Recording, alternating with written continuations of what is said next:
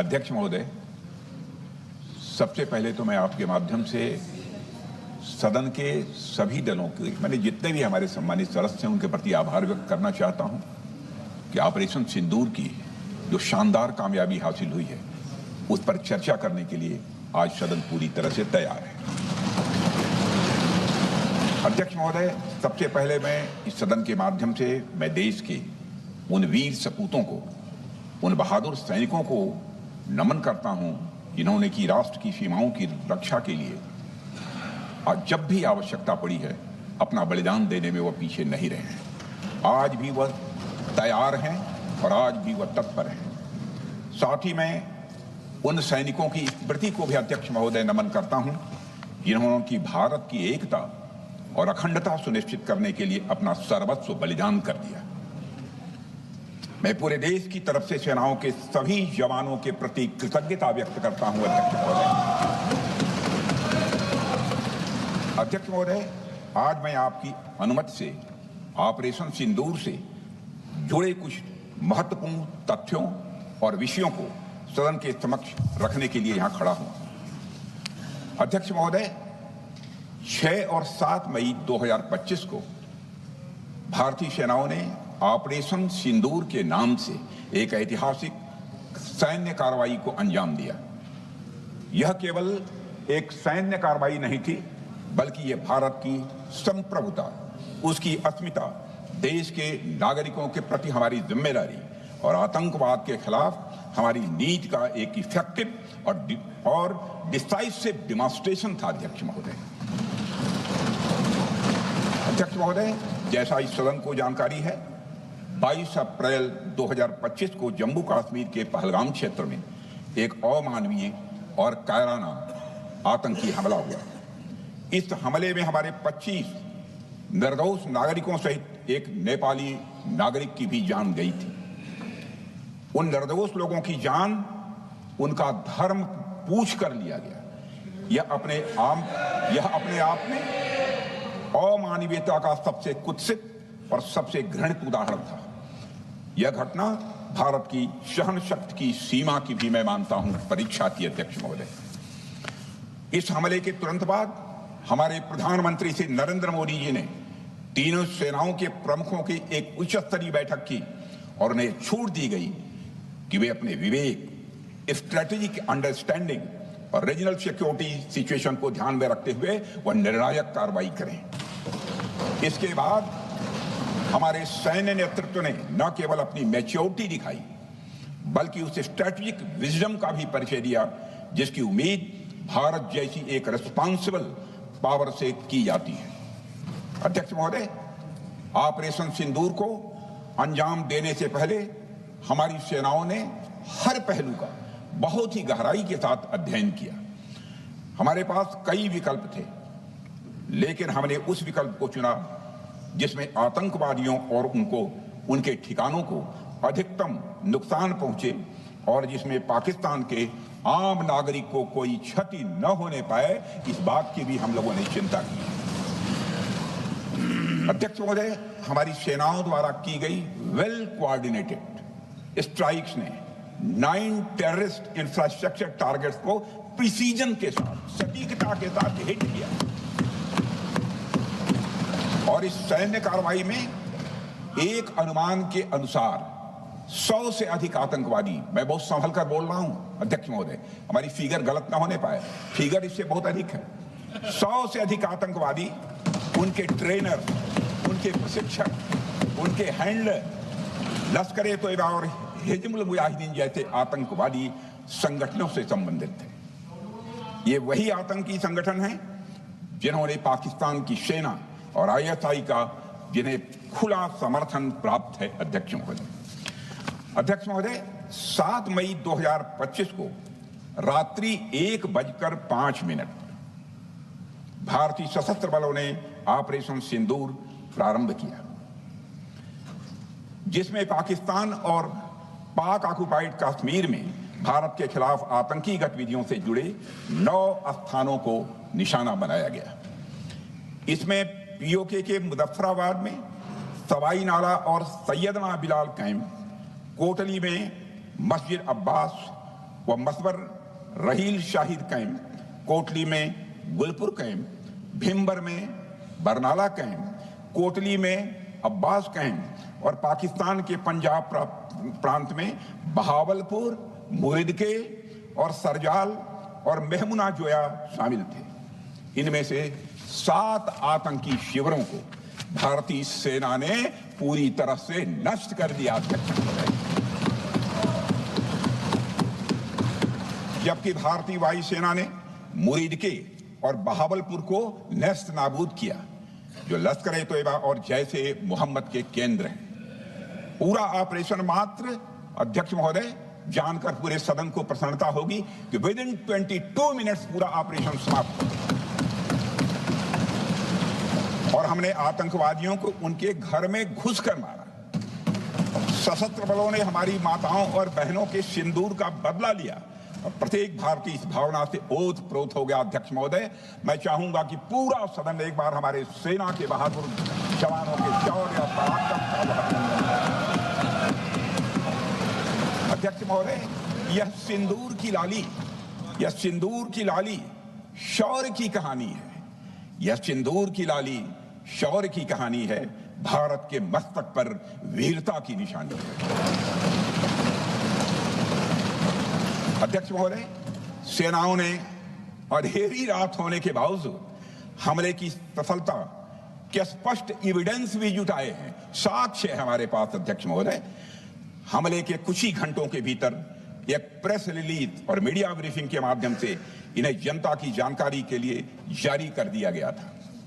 मुझे यह पुष्टि करते हुए गौरव की अनुभूति हो रही है कि सशस्त्र बल अपने सभी मिशन ऑब्जेक्टिव्स को पूरा करने में पूरी तरह से सक्षम रहे और साथ ही कामयाब रहे।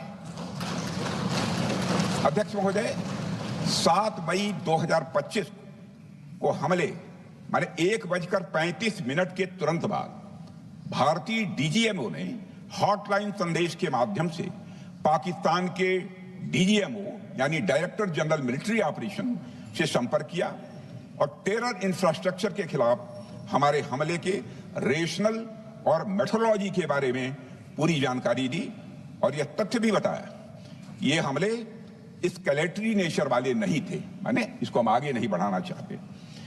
जिन मुहि मारा तीन मुहि मारे। अध्यक्ष महोदय, जिस प्रकार प्रभु हनुमान ने लंका में अपनी रणनीति बनाई थी, उसी प्रकार हमने भी उन्हीं को निशाना बनाया जिन्होंने हमें नुकसान पहुंचाया था। हालांकि पाकिस्तान ने इस रेशनल को समझने से इनकार कर दिया और अगले कुछ दिनों तक सिविलियन और सैन्य ठिकानों पर गोलीबारी करके बड़े पैमाने पर सीज फायर वायलेशन करके स्थिति को एस्केलेट करने की उसने कोशिश की। अध्यक्ष महोदय, 7-8 मई 2025 की रात को क्लियरली आइडेंटिफाइड आतंकवाद संबंधी ठिकानों पर हमारे सफल ऑपरेशन के बाद, सफल हमले के बाद पाकिस्तान ने स्थिति को एस्केलेट कर दिया और अनमैन्ड एरियल सिस्टम और अन्य साधनों का उपयोग करके भारतीय वायुसेना के बेसेस, भारतीय वायुसेना के सेंसर्स और सेना के फॉर्मेशन हेडक्वार्टर से लेकर ब्रिगेडों तक पर भी उसने हमला कर दिया।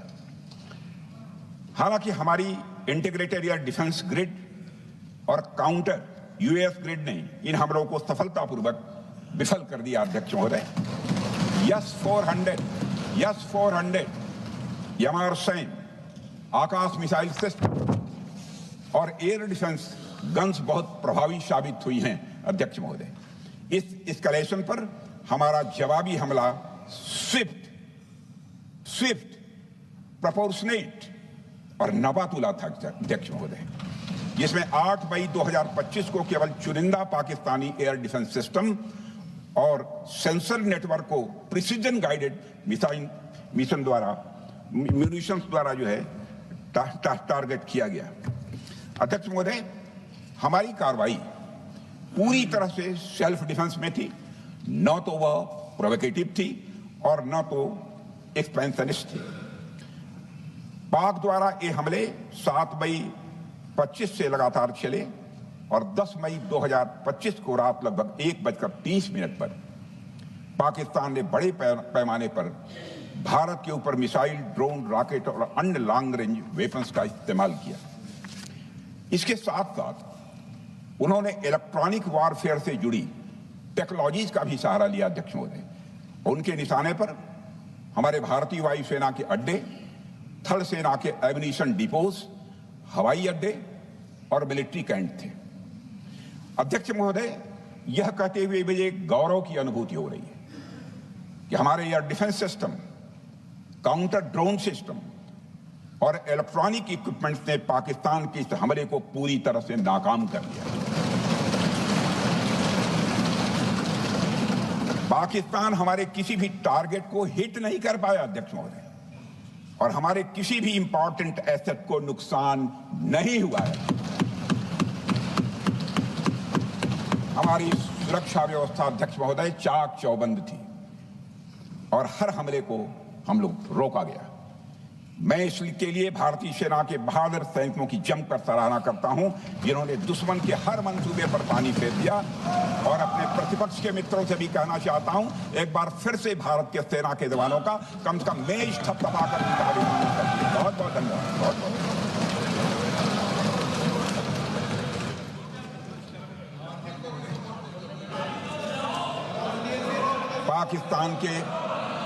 पाकिस्तान के इस हमले के जवाब में हमारी कार्रवाई साहसिक थी, ठोस थी और प्रभावी थी।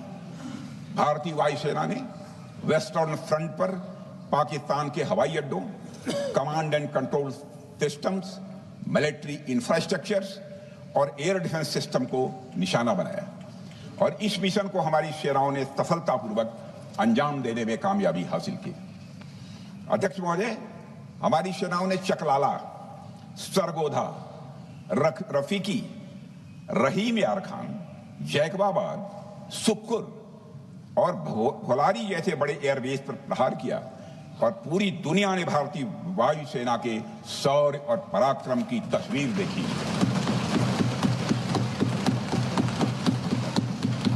अध्यक्ष महोदय, ऑपरेशन सिंदूर ट्राई सर्विसेज कोऑर्डिनेशन का एक बेमिसाल उदाहरण था। जब भारतीय वायुसेना ने आसमान से हमले किए, हमारी थल सेना ने जमीन पर मोर्चा संभाल लिया। हमारे जवान नियंत्रण रेखा पर पूरी ताकत से डटे रहे और पाकिस्तान की हर हरकत का करारा जवाब दिया। अध्यक्ष महोदय, भारतीय नौसेना ने भी, लोग पूछते हैं भारतीय नौसेना का क्या रोल था, भारतीय नौसेना ने भी उत्तरी अरब सागर में अपनी तैनाती मजबूत कर दी। भारतीय नौसैनिकों ने पाकिस्तान को यह साफ संदेश दिया कि हम समुद्र से लेकर जमीन तक पाकिस्तान के हर महत्वपूर्ण ठिकानों पर प्रहार करने में न केवल सक्षम हैं बल्कि हम तैयार हैं। अध्यक्ष महोदय, इस ऑपरेशन का मकसद टेररिस्ट कैंप्स और उनके सपोर्टर्स को टारगेट करना, उन्हें नेस्त नाबूद करना था और यह साफ संदेश देना था कि भारत आतंकवाद के विरुद्ध जीरो टॉलरेंस रखता है। भारत ने कार्रवाई इसलिए रोकी क्योंकि कॉन्फ्लिक्ट के पहले और उसके दौरान जो भी पॉलिटिकल और मिलिट्री ऑब्जेक्टिव्स तय किए गए थे उसे हम पूरी तरह से हासिल कर चुके थे। इसलिए यह कहना, यह मानना कि यह ऑपरेशन किसी दबाव में रोका गया था, यह बेबुनियाद है और सरासर गलत है।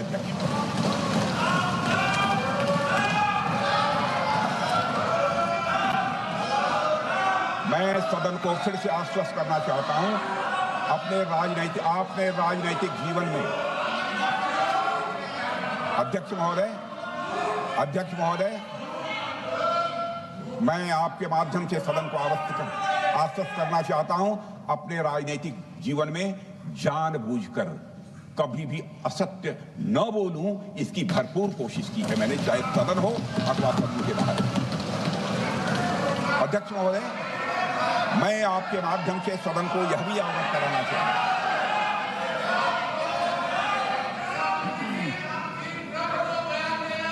प्लीज बैठिए। आप क्यों खड़े? अध्यक्ष महोदय, मैं आपके माध्यम से सदन को यह भी अवगत कराना चाहूंगा कि सीमा पार करना या वहां की टेरिटरी कैप्चर करना इस ऑपरेशन का उद्देश्य नहीं था। ऑपरेशन सिंदूर प्रारंभ करने का मकसद था, अध्यक्ष महोदय, उन टेरर नर्सरीज को खत्म कर देना जिन्हें पाकिस्तान ने बरसों से पाला पोसा था। और यह ऑपरेशन उन मासूम परिवारों को न्याय दिलाने के लिए लॉन्च किया गया था जिन्होंने पाक स्पॉन्सर्ड टेररिस्ट अटैक्स में अपने प्रियजनों को खोया था। हमारी सेनाओं ने सिर्फ उनको टारगेट किया जो इन आतंकियों को सपोर्ट करते हुए भारत पर हमला करने की कोशिश में लगातार शामिल थे। अध्यक्ष महोदय, ऑपरेशन सिंदूर का ओवरऑल पॉलिटिको मिलिट्री ऑब्जेक्टिव यह था कि आतंकवाद के रूप में प्रॉक्सी वार लड़ रहे पाकिस्तान को सजा दी जाए और इसी वजह से आर्म फोर्सेस को पूरी आजादी दी गई थी कि वे अपने टारगेट खुद चुने और करारा जवाब दें। और इस ऑपरेशन का उद्देश्य कोई भी युद्ध छेड़ना नहीं था, बल्कि फोर्स के डिमॉन्स्ट्रेटिव यूज से एडवर्सरी को झुकने के लिए मजबूर करना था। 10 मई की सुबह जब भारतीय वायुसेना ने पाकिस्तान की मल्टीपल एयरफील्ड पर करारा प्रहार किया तो पाकिस्तान ने हार मान ली, अध्यक्ष महोदय, और हॉस्टिलिटी रोकने की कोशिश की। आप रोक दीजिए महाराज। उन्होंने एक कोशिश की, हमारे डीएमओ से बात की, महाराज अब रोक दीजिए, बहुत हो गया। यह पेशकश इस कैबिनेट के साथ स्वीकार की गई थी। सुने, रुकिए तो रुकिए, बता दूंगा,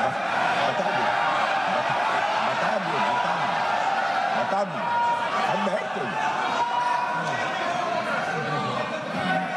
आपको मौका मिलेगा। यह क्यों रुका, इसका पहले ही मैं पूरी तरह से वर्णन कर चुका है। अध्यक्ष महोदय, मैं नेता प्रतिपक्ष को बहुत सम्मान के साथ कहना चाहता हूं कि कृपया एक बार मेरा पूरा भाषण पूछ लें। आपको प्रश्न पूछने की पूरी आजादी है, आप पूछ सकते हैं, मैं उसका उत्तर दूंगा। अध्यक्ष महोदय, 10 मई की सुबह जब भारतीय वायुसेना ने पाकिस्तान की मल्टीपल एयरफील्ड पर करारा प्रहार किया तो पाकिस्तान ने हार मान ली और हॉस्टिलिटी रोकने की उन्होंने पेशकश की। यह पेशकश इस कैबिनेट के साथ स्वीकार की गई हम लोगों के द्वारा कि यह ऑपरेशन केवल पाज किया गया है, स्थगित किया गया है। यह ऑपरेशन समाप्त नहीं हुआ है अध्यक्ष महोदय। अगर पाकिस्तान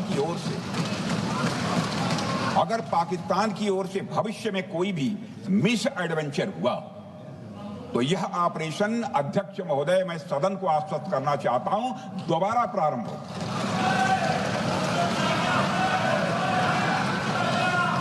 अध्यक्ष महोदय, भारतीय वायुसेना के जबरदस्त हमलों, नियंत्रण रेखा पर थल सेना की मजबूत जवाबी कार्रवाई और नौसेना के हमलों के डर ने पाकिस्तान को झुकने के लिए मजबूर कर दिया, अध्यक्ष महोदय।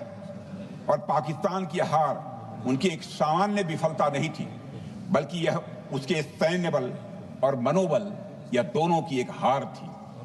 10 मई को पाकिस्तान के डीजीएमओ ने भारत के डीजीएमओ से संपर्क किया और सैन्य कार्रवाइयों को रोकने की अपील की।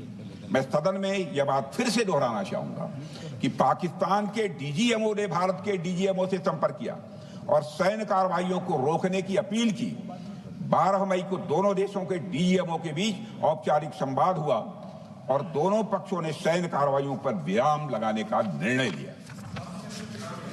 अध्यक्ष महोदय, हमारे सैनिकों का जो मनोबल, मातृभूमि की रक्षा करने का जो उनका समर्पण है, ऑपरेशन सिंदूर के दौरान उसका दर्शन 140 करोड़ से अधिक भारतवासियों ने देखा। मुझे खुद भी और प्रधानमंत्री जी को सीमावर्ती क्षेत्रों में जाकर हमारे जवानों से मुलाकात का अवसर मिला है। अध्यक्ष महोदय, श्रीनगर के मिलिट्री बेस पर, भुज के एयरबेस पर, उधमपुर के कमांड सेंटर पर, हर जगह प्रत्यक्ष मैंने अपनी आंखों से देखा कि हमारे सैनिकों का मनोबल अपनी पूरी बुलंदी पर था। उनकी आंखों में विश्वास है और उनका संकल्प अडिग है वे न केवल भारत की सीमाओं की रक्षा कर रहे हैं, बल्कि हमारे राष्ट्रीय स्वाभिमान की भी अध्यक्ष महोदय रक्षा कर रहे हैं। अध्यक्ष महोदय, किसी भी देश में जनता सत्ता पक्ष को और विपक्ष को अलग अलग दायित्व सौंपती है, दोनों को अलग अलग दायित्व, और हेल्दी डेमोक्रेसी में तो स्वाभाविक है। सत्ता पक्ष का काम होता है जनता के हितों को ध्यान में रखते हुए कार्य करना, और विपक्ष का काम होता है सरकार से जनता के मुद्दों से संबंधित जरूरी प्रश्न पूछना। ऑपरेशन सिंदूर क्यों शुरू किया गया, इसकी जानकारी पहले भी दी गई है और आज भी मैंने सदन को दी है। अध्यक्ष महोदय, कभी कभी हमारे प्रतिपक्ष के लोग ये पूछते रहे हैं कि हमारे कितने बीमार गिरे। मुझे लगता है उनका यह प्रश्न हमारी राष्ट्रीय जनभावनाओं का सही से प्रतिनिधित्व नहीं कर रहा है। मुझे लगता है उन्होंने एक बार भी हमसे यह नहीं पूछा कि हमारी सेनाओं ने दुश्मन के कितने विमान मार गिराए।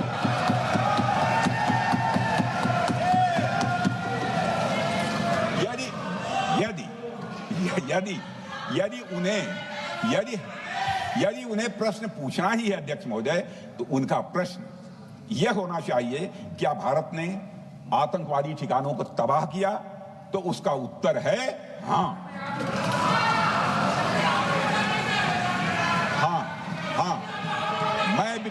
मैं विपक्ष के सम्मानित साथियों से कहना चाहता हूं कि आपको प्रश्न पूछना है तो यह प्रश्न पूछिए, क्या ऑपरेशन सिंदूर सफल रहा? तो उसका उत्तर है हाँ।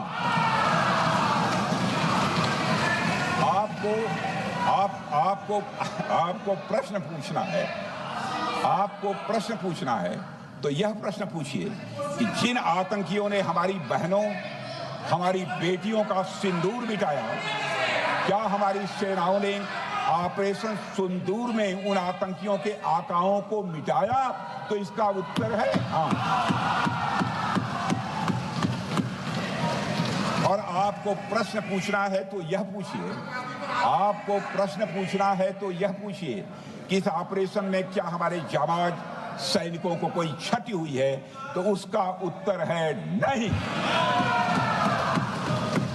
अध्यक्ष महोदय, लक्ष्य जब बड़े हो तो अपेक्षाकृत छोटे मुद्दों पर हमारा ध्यान नहीं जाना चाहिए।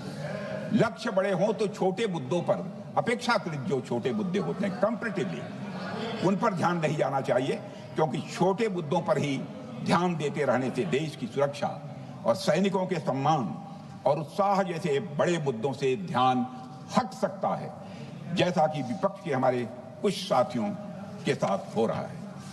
अब चूंकि विपक्ष के मित्र ऑपरेशन सिंदूर को लेकर उचित प्रश्न नहीं पूछ पा रहे हैं, तो उन्हें मैं क्या बताऊं अध्यक्ष महोदय। मैं लगभग 4 डिकेड से अधिक समय से राजनीति में, सत्ता पक्ष हो या विपक्ष हो, अपनी पार्टी हो या दूसरी पार्टी हो, कभी भी किसी के साथ दलगत राजनीति को मैंने शत्रुतापूर्ण तरीके से जिंदगी में नहीं देखा है मैंने अध्यक्ष महोदय। इसलिए आज अगर विपक्ष प्रश्न पूछने में असफल है, मैं विपक्ष को उनके इस काम में थोड़ी सी मदद करना चाहता हूं।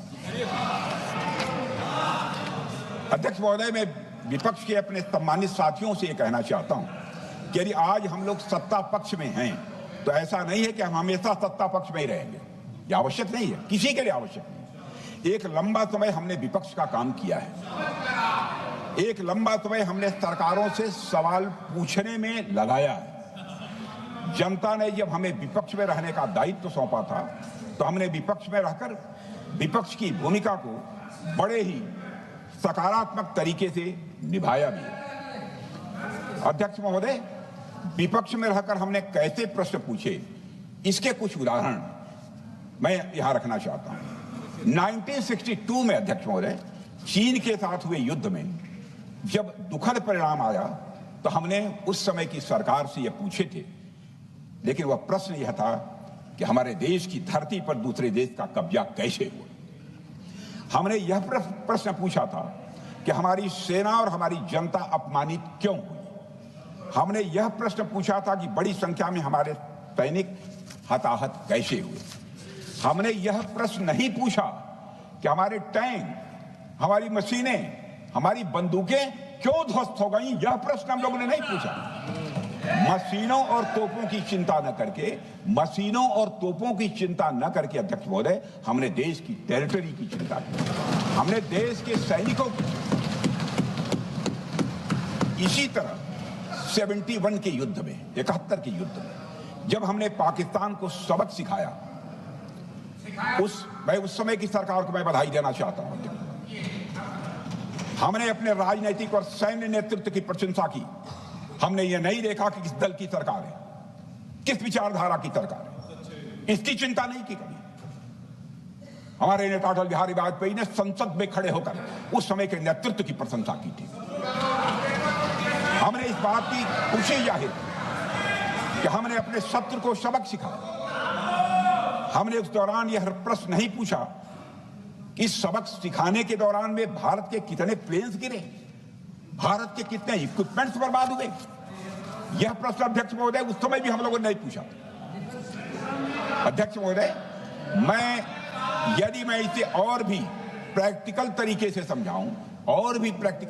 समझाऊं, तो किसी भी परीक्षा के परिणाम में रिजल्ट मैटर करता है।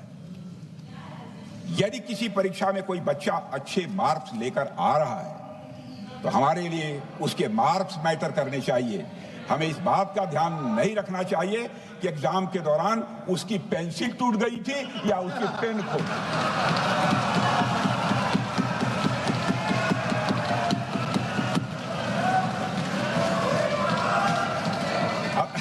अध्यक्ष महोदय, अल्टीमेटली रिजल्ट मैटर करता है, और रिजल्ट यह है, अध्यक्ष महोदय, अल्टीमेटली रिजल्ट मैटर करता है, और रिजल्ट यह है अध्यक्ष महोदय कि ऑपरेशन सिंदूर के दौरान हमारी सेनाओं ने जो लक्ष्य निर्धारित किया था, उन लक्ष्यों को पूर्ण रूप से प्राप्त करने में हमने कामयाबी हासिल की। अध्यक्ष महोदय, भारत हमेशा से पाकिस्तान सहित अपने पड़ोसी देशों से मित्रता और सौहार्द सहयोगपूर्ण संबंध का सदैव इच्छुक रहा है। इसके लिए भारत की सभी सरकारों ने ईमानदारी से प्रयास भी किए हैं।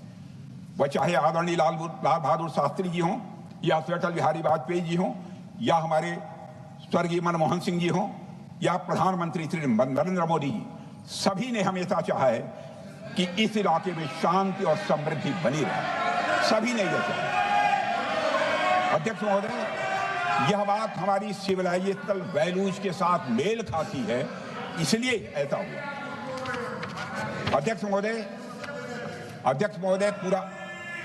पूरा विश्व जानता है कि पूर्व प्रधानमंत्री से अटल बिहारी वाजपेयी जी ने शांति का संदेश लेकर 1999 में लाहौर बस यात्रा की थी। वह सिर्फ एक यात्रा नहीं थी, वह यात्रा भारत की संस्कृति और शांति की प्रतीक थी। यह हमारे भारत की प्रकृति थी। लाहौर पहुंचकर अटल बिहारी वाजपेयी जी ने मीनारे पाकिस्तान पर विजिटर्स रूप में जो लिखा था, जिसका जिक्र लोग आज भी करते हैं, और उन्होंने लिखा था, उसकी मैं चर्चा करता हूं। उन्होंने लिखा था कि मीनारे पाकिस्तान से मैं पाकिस्तान की जनता को यह विश्वास दिलाना चाहता हूं कि भारत अस्थायी शांति और मित्रता का आकांक्षी है। मैंने पहले भी कहा है और फिर भी कहता हूं, एक स्थिर और समृद्ध पाकिस्तान भारत के हित में है, इसमें कोई संदेह नहीं होना चाहिए। अध्यक्ष महोदय, यह हमारी सोच थी, यह हमारी शांति की पहल थी। यह पहल हमारी हजारों साल पुरानी सांस्कृतिक चेतना, हमारी नैतिक शक्ति और हमारी सभ्यता के उन मूल्यों से निकली थी जो शांति को शक्ति मानती है। अध्यक्ष महोदय, लेकिन हमारे शांति के प्रयास को हमारी नाइविटी, उदारता या सरलता समझ लिया गया।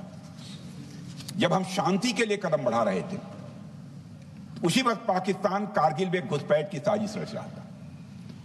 हम दोस्ती के राह पर थे तो वो षड्यंत्र की राह पर थे। जब हम मामला खुलकर सामने आया तो हमारे वीर सैनिकों ने इस घुसपैठ के खिलाफ कार्रवाई करना प्रारंभ किया, और जब भारत की जीत सामने दिखाई दे रही थी तो पाकिस्तान ने परमाणु युद्ध की धमकी दे डाली। अध्यक्ष महोदय, तब हमारे प्रधानमंत्री, तत्कालीन प्रधानमंत्री आदरणीय अटल बिहारी वाजपेयी जी ने कहा था पाक सेना के परमाणु हमले से भारत का तो कुछ नहीं बिगड़ेगा, लेकिन पाकिस्तान दूसरे दिन का सूरज नहीं देख पाएगा।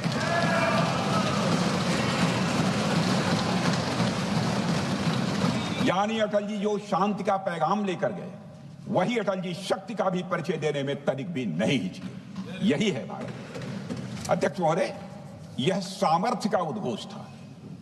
यह एक स्पष्ट संदेश था कि भारत शांति चाहता है, लेकिन अगर कोई हमारी संप्रभुता को चुनौती देगा तो उसका जवाब भी उतनी ही दृढ़ता से दिया जाएगा।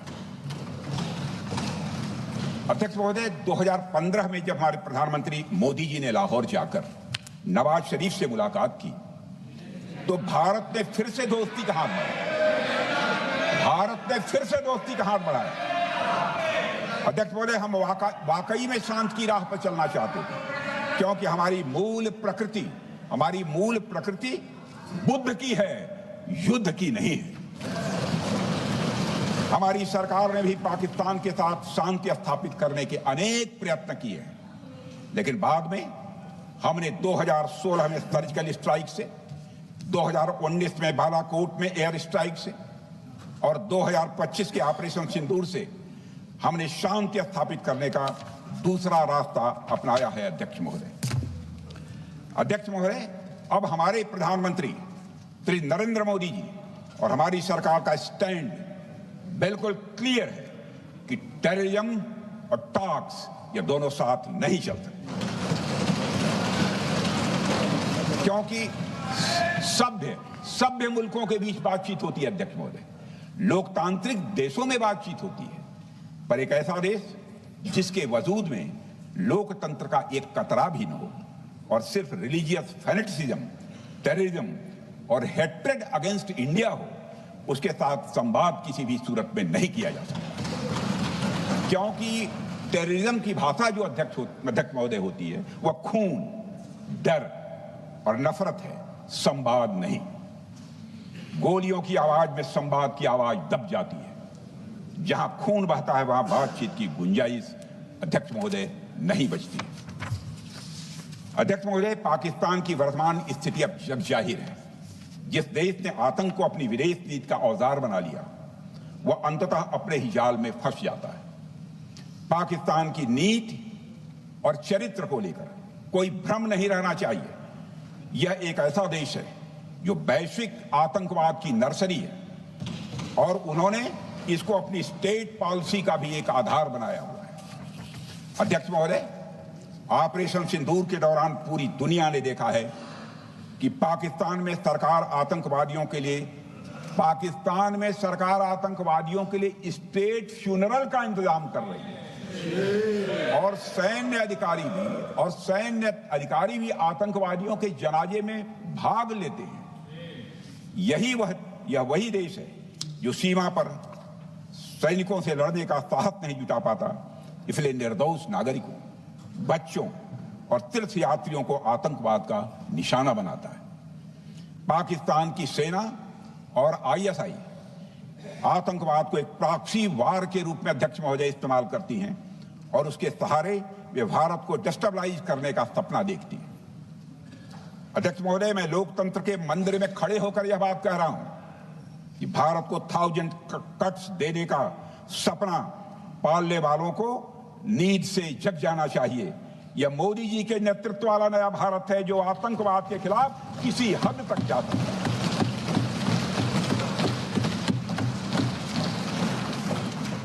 अध्यक्ष महोदय, आप भारत का इतिहास जानते हैं।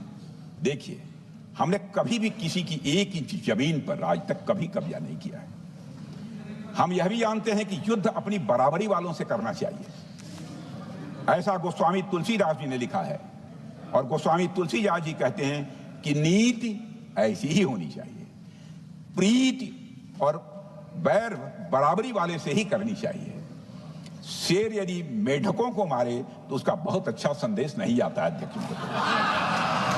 और अध्यक्ष महोदय, हमारे देश की सेना शेर है।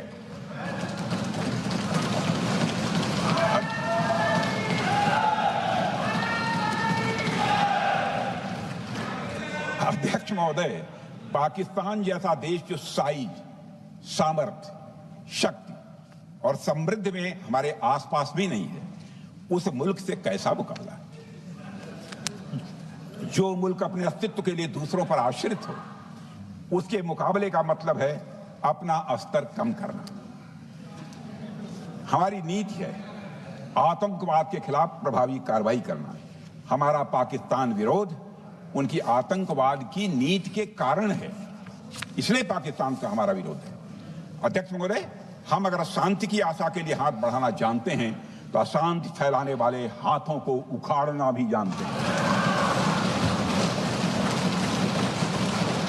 अध्यक्ष महोदय, अगर शांति के प्रयास करना हम जानते हैं तो दुष्टों को जो भाषा समझ में आए उसी भाषा में समझाना भी जानते हैं। सठे साक्ष्यम समाचरित, अर्थात दुष्ट के साथ दुष्टता का ही व्यवहार करना पड़ता है कभी कभी। अध्यक्ष महोदय, हमने भगवान कृष्ण से सीखा है कि शिशुपाल की 100 गलतियां माफ की जा सकती हैं, पर अंत में धर्म की रक्षा के लिए सुदर्शन चक्र उठाना ही पड़ता है। हमने पार्लियामेंट का अटैक सहा है अध्यक्ष महोदय, 2008 का मुंबई अटैक सहा है, झेला है, लेकिन अब हमने कह दिया है इनफ इज इनफ। अब हमने सुदर्शन चक्र उठा लिया है अध्यक्ष महोदय। अध्यक्ष महोदय, हमारी प्रवृत्ति भगवान राम और भगवान कृष्ण से प्रेरित है, जो हमें शौर्य भी सिखाती है और धैर्य भी सिखाती है। इस सीख का अध्यक्ष महोदय, इस सीख का हम प्रधानमंत्री नरेंद्र मोदी जी के नेतृत्व में हमारी विदेश और अपनी रक्षा नीति में सीधा प्रयोग कर रहे हैं। आज भारत पहले दोस्ती का हाथ बढ़ाता है, लेकिन अगर कोई देश धोखा दे तो उसकी कलाई भी मरोड़ना जानता है। अध्यक्ष महोदय, हमारी नीति स्पष्ट है कि हमने एक समय लाहौर बस यात्रा की भाषा में बात की थी तो पाकिस्तान ने हमारी उस भाषा को नहीं समझा, तो अब हम उन्हें बालाकोट स्ट्राइक की भाषा में जवाब देंगे। अध्यक्ष महोदय, भारत के लिए शांति हमारी प्रायोरिटी है, हमारी प्राथमिकता है और हमारी शक्ति उसका आधार है। भारत के लिए शांति प्राथमिकता है और हमारी शक्ति उसका आधार है। यह शक्ति हमारे सामर्थ्य से पैदा हुई है अध्यक्ष महोदय, और यह सामर्थ्य पिछले 11 साल में कई गुना बढ़ गया है। मैं ये नहीं कहता हूं पहले नहीं था, पहले था, लेकिन अब कई गुना बढ़ गया। आज भारत विश्व की चौथी सबसे बड़ी अर्थव्यवस्था है और अभी आई मॉर्गन स्टैनली के रिपोर्ट के मुताबिक 2028 तक विश्व की तीसरी सबसे बड़ी अर्थव्यवस्था बनने की ओर भारत चल रहा है। अध्यक्ष महोदय, आर्थिक उन्नति के साथ साथ भारत के रक्षा क्षेत्र में 2014 से उल्लेखनीय परिवर्तन, रिमार्केबल चेंज आया है। आज का भारत डिफेंस सेक्टर में आत्मनिर्भरता, सेल्फ रिलायंस और स्वदेशी उत्पादन की दिशा में तेजी से आगे बढ़ रहा है। अध्यक्ष महोदय, आज हम हर दृष्टि से समर्थ भी हैं और सक्षम भी हैं। अध्यक्ष महोदय, मैं सदन को यह भी जानकारी देना चाहता हूं, उसके बाद जब प्रश्न पूछा गया हमारे सारे चीफ से, सीडीएफ से, डिफेंस सेक्रेटरी से, क्या ऑपरेशन के लिए तैयार हैं, क्षण भर की देर नहीं लगाई, सबने बोला यस सर। अध्यक्ष महोदय, ऑपरेशन सिंदूर हमारे सामर्थ्य का ही प्रतीक था, जिसमें हमने दिखा दिया कि अगर कोई हमारे नागरिकों को मारेगा तो भारत चुप नहीं बैठेगा। भारत की आत्मरक्षा के लिए हमारा राजनीतिक तंत्र और नेतृत्व बिना किसी दबाव के काम करेगा। हमारी मिसाइल फिजिकल सीमाएं लांघेंगी अध्यक्ष महोदय, और हमारे वीर सैनिक दुश्मन की कमर तोड़ेंगे। अध्यक्ष महोदय, हम आतंकवाद को उसके हर रूप और स्वरूप में पूरी तरह समाप्त करने के लिए पूरी तरह से प्रतिबद्ध हैं। और इस संदर्भ में हमें एक महत्वपूर्ण बात समझनी होगी, Pakistan sponsored terrorism is not random madness, there is a method in this madness. यह एक सुनियोजित रणनीति है, यह एक फंडामेंटल रेज है। अध्यक्ष महोदय, प्रसिद्ध लेखक वीएस नायपाल ने सही कहा था, पाकिस्तान में होना एक ऐसी अल्टरनेट और कंट्रास्टिंग रियलिटी है, where war is peace, freedom is slavery, ignorance is strength, यानी यहां युद्ध ही शांति है, गुलामी ही स्वतंत्रता है और जिहालत यानी अज्ञानता ही ताकत है। अध्यक्ष महोदय, इसलिए पाकिस्तान द्वारा प्रायोजित आतंकवाद कोई पागलपन नहीं है। पाकिस्तान द्वारा प्रायोजित आतंकवाद कोई पागलपन नहीं है, यह एक सोची समझी साजिश का हिस्सा है। यह एक ऐसी प्रक्रिया है जो आतंक को एक पॉलिटिकल टूल की तरह इस्तेमाल करती है। यह सिर्फ आतंकवाद नहीं, यह एक टूल किट है, एक ऐसा टूल किट जिसे पाकिस्तान की सेना और उसकी एजेंसियां एक नीति के तहत अपनाए हुए हैं। This tool kit is an opposition to civilized code of conduct that the rest of the world prefers to abide by। यानी यह टूल किट उस सिविलाइज्ड कोड ऑफ कंडक्ट के खिलाफ है जिसे दुनिया का हर जिम्मेदार देश मानता है। अध्यक्ष महोदय, यह एक ऐसी कट्टरपंथी सोच की उपज है जिसमें सहिष्णुता के लिए कोई जगह नहीं। हमारा पाकिस्तान के साथ कोई सीमा का संघर्ष नहीं है अध्यक्ष महोदय, बल्कि यह सभ्यता बनाम बर्बरता का संघर्ष है। सभ्यता बनाम बर्बरता का संघर्ष। पाकिस्तान के हुक्मरान जानते हैं कि उनके सैनिक युद्ध के मैदान में भारत से नहीं जीत सकते, इसलिए वे आतंक को पालते हैं, पालते ही नहीं उन्हें प्रशिक्षण देते हैं और फिर दुनिया के सामने खड़े होकर निर्दोष बनने की कोशिश करते हैं। अध्यक्ष महोदय, पाकिस्तान दोहरे मापदंड और झूठ की बुनियाद पर खड़ा हुआ एक ऐसा देश है जो अब फेल्ड स्टेट के तौर पर देखा जा रहा है। भारत ने ऑपरेशन सिंदूर के जरिए पूरी दुनिया को दिखा दिया है कि हम इस आतंकवाद के गंदे खेल को जड़ से एक समाप्त करने का संकल्प ले चुके हैं। अध्यक्ष महोदय, जब अटल जी प्रधानमंत्री थे तब पाकिस्तान के साथ कंबोजिट डायलॉग के लिए भारत की शर्त थी कि पाकिस्तान अपनी जमीन का प्रयोग भारत के खिलाफ टेररिज्म फैलाने के लिए नहीं करेगा। एक कंपोजिट डायलॉग के लिए भारत की शर्त थी, जिसे पाकिस्तान ने भी मान लिया था उसमें। लेकिन दुर्भाग्य से 2009 में शर्म एल शेख में तत्कालीन सरकार ने एक बड़ी भूल की, जब कंपोजिट डायलॉग प्रोसेस से पाकिस्तान प्रायोजित आतंकवाद को डीलिंक कर दिया गया। यानी बातचीत जारी रखने के लिए पाकिस्तान द्वारा अपनी जमीन को आतंकवाद के लिए प्रयोग न करने की शर्त को ही डाइल्यूट कर दिया गया। मैं मानता हूं यह भारत की स्ट्रेटेजिक पोजीशनिंग को कमजोर करने वाला एक कदम था। अध्यक्ष महोदय, ऐसी ही एक और गंभीर चूक तत्कालीन सरकार ने 2006 में हवाना में भी हुई थी, जब पाकिस्तान को आतंकवाद का विक्टिम माना गया और एक ज्वाइंट एंटी टेरर मैकेनिज्म बनाने पर सहमति भी हुई थी। 2006 की बात कर रहा हूं। अध्यक्ष महोदय, यह सोचने वाली बात है कि जो देश आतंक को पैदा करता है, उसे पालता है, उस देश को ही आतंक से पीड़ित मान लेना कितना बड़ा स्ट्रेटेजिक ब्लंडर है। अध्यक्ष महोदय, आतंकवाद के खिलाफ हमारी लड़ाई अब केवल सीमा पर नहीं है, बल्कि वैचारिक मोर्चों पर भी लड़ी जा रही है।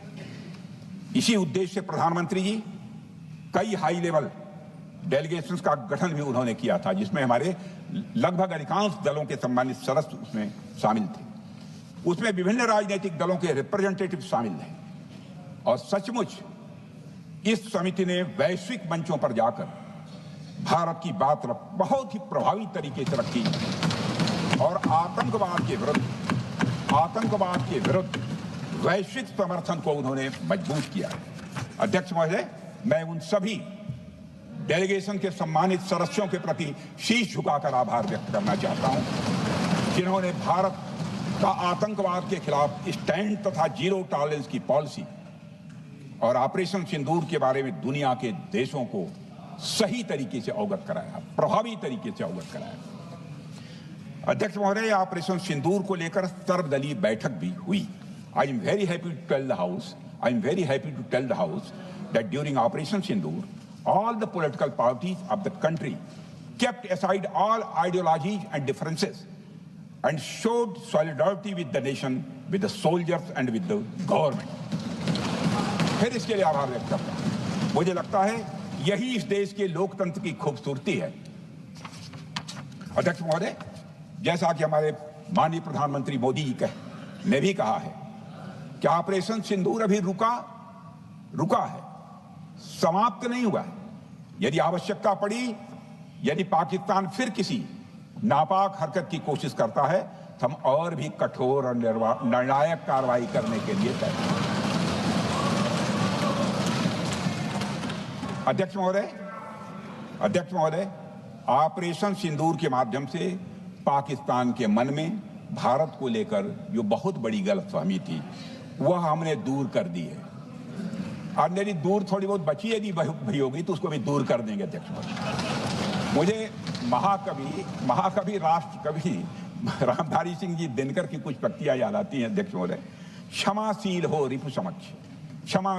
रिपु समक्ष, तुम हुए बिनत जितना ही, दुष्ट कौरवों ने तुमको कायर समझा उतना ही। अध्यक्ष महोदय, भारत ने न केवल अपनी सैन्य क्षमता का प्रदर्शन किया, बल्कि अपनी राष्ट्रीय दृढ़ता, नैतिकता और राजनीतिक कुशलता का भी परिचय दिया है।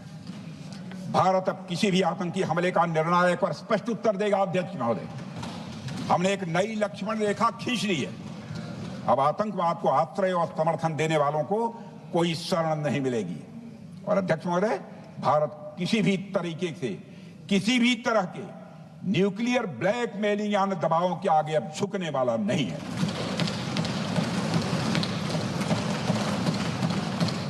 अध्यक्ष महोदय, ऑपरेशन सिंदूर के माध्यम से जो हमने किया और उससे पहले सर्जिकल स्ट्राइक और एयर स्ट्राइक के जरिए जो संदेश दिया गया वह बहुत पहले ही हो जाना चाहिए, लेकिन जो होता है समय पर ही होता है।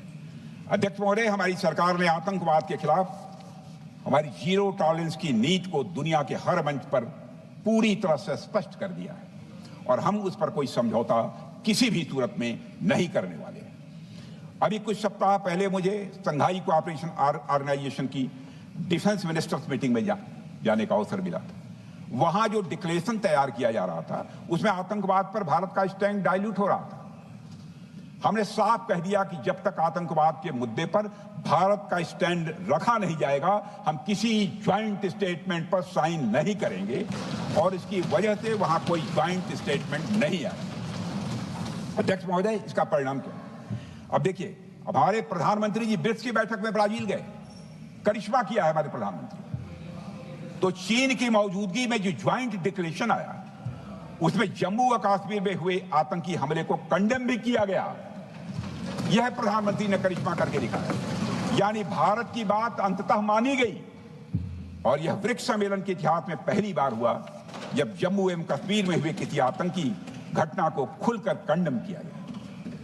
मैं इस सदन को याद दिलाना चाहता हूं, 2008 में मुंबई में इतनी बड़ी आतंकी घटना हुई, मगर उस समय की सरकार को जो प्रभावी कार्रवाई करनी चाहिए थी वो नहीं हो पाई लेकिन उसमें सबसे दुखद और आश्चर्य की बात है, कई वर्ल्ड फोरम, इंटरनेशनल फोरम पर जो उसका कंडेमनेशन होना चाहिए, जो उसकी निंदा की जानी चाहिए, वह भी जितना होना चाहिए नहीं हो पाया। अध्यक्ष, यदि आप उस घटना के बाद हुए ब्रिक्स सम्मेलन के डॉक्यूमेंट्स उठाकर देख लीजिए, मुंबई आतंकी हमले का कहीं जिक्र भी नहीं है। और अध्यक्ष महोदय, जब केंद्र में प्रधानमंत्री मोदी जी के नेतृत्व में सरकार बनी तब जाकर कहीं के हालात कुछ बदलने शुरू हुए और साल 2017 में हुए ब्रिक्स सम्मेलन में पहली बार 2017 में हुए ब्रिक्स सम्मेलन में पहली बार आतंकवाद से लश्कर और जैश जैसे आतंकवादी संगठनों को जोड़ा गया। यह भी अपने में करिश्माई काम था। यह परिस्थिति इसलिए बनी क्योंकि इसके ठीक एक साल पहले उरी की घटना के भारत की सेनाओं ने सीमा पर जाकर सर्जिकल स्ट्राइक की थी। हमने दुनिया को बताया कि आतंकवाद के खिलाफ हम सरहद के इस पार भी मारेंगे और जरूरत पड़ी तो आतंकियों के घर में घुसकर भी मारेंगे। यह बदलाव यह बदलाव प्रधानमंत्री मोदी जी के नेतृत्व में आया है। अध्यक्ष महोदय, यह वही नीति है जो पहले की सरकारों को भी अपनानी चाहिए थी। उन सरकारों को जिनके शासनकाल में भारत ने सबसे भीषण आतंकी हमलों का सामना किया, जिनमें 2008 का मुंबई हमला आज भी हर हिंदुस्तानी के जहन में बैठा हुआ है, जिंदा है, एक न भूलने वाली त्रासदी के रूप में जिंदा है। अध्यक्ष महोदय, मैं श्री प्रणब मुखर्जी जी ने अपनी किताब द कोलिशन ईयर्स में लिखा है, मेरे पास है भी वो, कोलिशन ईयर्स में लिखा है कि जब मुंबई अटैक हुआ था, प्रणोदा ने लिखा है, जब मुंबई अटैक हुआ था, India had evidence that the terrorist came from Karachi port. Pakistan के नॉन स्टेट एक्टर्स के बहाने पूरी दुनिया में, नॉन स्टेट एक्टर्स के बहाने को पूरी दुनिया में कोई मान नहीं रहा था। उन्होंने लिखा है प्रणोदा ने, and I quote, amid heated debates within the cabinet, there was a demand for military intervention which I rejected. यह उन्होंने लिखा, मैंने नहीं लिखा है, अनकोट। अध्यक्ष महोदय, भारतीय विदेश सेवा के एक वरिष्ठ अधिकारी ने भी अपनी किताब में इस बात की पुष्टि की है, जिनका नाम है अजय बिसारिया, और वो शायद फॉरेन सेक्रेटरी थे, कि मुंबई हमले के तुरंत बाद एक उच्च स्तरीय बैठक हुई थी जिसमें तत्कालीन विदेश मंत्री प्रणोदा ने पूछा व्हाट शुड बी डन। तो विदेश सचिव शिवशंकर मेनन जी ने सुझाव दिया कि भारत मोरदके में लश्कर-ए-तोयबा के मुख्यालय पर क्रूज मिसाइल से हमला कर सकता है। यह सुनकर प्रणोदा ने चश्मा उतारकर साफ किया और सभी अधिकारियों को धन्यवाद देकर बैठक समाप्त कर दिया। अध्यक्ष महोदय, उस समय की सरकार ने जो सही समझा वो किया, पर मैं मानता हूं कि अगर तब की सरकार ने भी 2016 सर्जिकल स्ट्राइक, 2019 एयर स्ट्राइक जैसे निर्णायक और कठोर कदम उठाए होते तो पाकिस्तान की स्ट्रेटेजिक कैलकुलस बदल सकती थी। एक पावरफुल और डिसाइसिव एक्शन पाकिस्तान और उनकी सेना के द्वारा इस 500 टेररिस्ट ऑर्गेनाइजेशंस के लिए बड़ा डिसइंसेंटिव साबित हो सकती थी। अध्यक्ष महोदय, 2008 में मुंबई हमलों के बाद उस समय की सरकार ने सिर्फ बातचीत का मार्ग चुना था। मैं स्पष्ट करना चाहता हूं, यह कोई आलोचना नहीं है अध्यक्ष महोदय, न उस सरकार की, न उस समय के प्रधानमंत्री की, और न ही उन नेताओं की। उस समय की लीडरशिप को जो सही लगा उन्होंने वह निर्णय लिया। अध्यक्ष महोदय, बस मैं इतना ही कहना चाहता हूं कि आज का भारत अलग सोचता है और अलग तरीके से काम करता है। हमारा मानना है यह आपका प्रतिद्वंदी आतंक को रणनीति बना चुका हो और बातचीत की भाषा नहीं समझता हो तो standing firm and being decisive के अलावा कोई विकल्प नहीं बचता है। अध्यक्ष महोदय, आज हमारे प्रधानमंत्री मोदी जी के नेतृत्व में भारत वह देश नहीं रहा जो पहले था। Two-day doziers have been replaced by decisive action. Two-day doziers have been replaced by decisive action. आज भारत सहता नहीं है, भारत जवाब देता है। अध्यक्ष महोदय, आज भारत आतंक की जड़ तक जाता है और उसे उखाड़ फेंकने का सामर्थ्य रखता है। अध्यक्ष महोदय, मैं इस सदन को और देश की जनता को यह विश्वास दिलाना चाहता हूं कि हमारी सरकार, हमारी सेनाएं और हमारी लोकतांत्रिक संस्थाएं सब मिलकर, हम और ये सारे लोग सभी मिलकर देश की एकता, अखंडता और सुरक्षा के लिए जो भी कदम उठाना आवश्यक होगा वह कदम उठाएंगे और उसके प्रति हम पूरी तरह से कमिटेड हैं। अध्यक्ष महोदय, अंत में मैं केवल इतना ही कहना चाहता हूं, यह समय एकजुट होकर अपनी सुरक्षा, संप्रभुता और आत्मसम्मान की रक्षा के संकल्प को और अधिक मजबूत करने का है। हमें यह याद रखना होगा कि हमारी सामाजिक और राजनीतिक एकता ही यह हमारी सबसे बड़ी ताकत है। अध्यक्ष महोदय, आतंकवाद को समर्थन देने वालों को यह स्पष्ट संदेश चला गया है कि भारत अपनी मातृभूमि की रक्षा के लिए पूरी तरह से संकल्पबद्ध है।